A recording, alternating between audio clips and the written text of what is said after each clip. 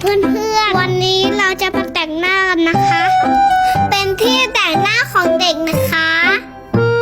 มีสีเยอะมากๆเลยดูดิเพื่อนๆเราแต่งหน้าสวยไหมแต่งหน้าเบาๆก่อนออกบ้านกันค่ะ